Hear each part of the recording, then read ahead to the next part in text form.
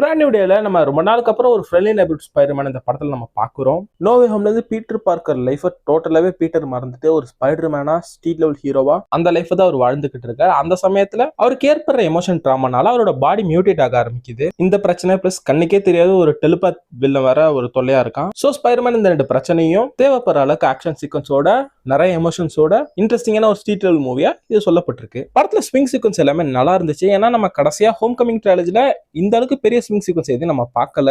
இதெல்லாம் நல்லா இருக்கு. பிளஸ் ஆக்ஷன் சீக்வன்ஸ் எல்லாமே இன்னும் சூப்பர் இன்ட்ரெஸ்டிங்கா பண்ணிருக்காங்க. ஹல்கோடது, ஹேண்டோட குரூப்போட ஃபைட் சீக்வன்ஸ் இது எல்லாமே நல்லா இருக்கு. அடுத்து ஹோம் கமிங்ல பார்த்த பீட்டரே நம்ம இங்க பாக்குறோம்னு அவ்வளவு ஆச்சரியமா இருக்கு. ஏன்னா செம்ம மெச்சூரான ஒரு பெர்ஃபார்மன்ஸா டாம் ஹாலண்ட் கொடுத்திருக்காரு. பீட்டர் அண்ட் ஸ்பைடர்மேனா ஒரு மெச்சூரான ஸ்டேஜ்ல இப்போதைக்கு பீட்டர் இருக்காரு. படத்துல ஸ்பைடர்மேன் அண்ட் பனிஷரோட ப்ரோக் அவுட் காம்போ செம்ம இன்ட்ரெஸ்டிங்கா இருந்துச்சு. PG-13 வெர்ஷன்ல பனிஷரை ஃபன்னா ஷோ பண்ணிருக்காங்க. அது ஒர்க் ஆயிருக்கு. படத்துல ஸ்ட்ராங்கா ஒரு வில்லன் இல்லாத மாதிரி தான் தெரியும். ஆனா இருக்கிற வில்லன் ஸ்பைடர்மேனுக்கு பிசிக்கலாவும் மென்டலாவும் த்ரெட்டாவும் டார்ச்சராவும் இருக்கிற ஒரு வில்லன் ஸ்ட்ராங்கா தான் தெரியுறாங்க. நோவேம் பார்த்துட்டு இந்த படம் பார்க்க போனீங்கன்னா உங்களுக்கு ஒரு டிசப்பாயின்மெண்ட் இருக்கலாம்.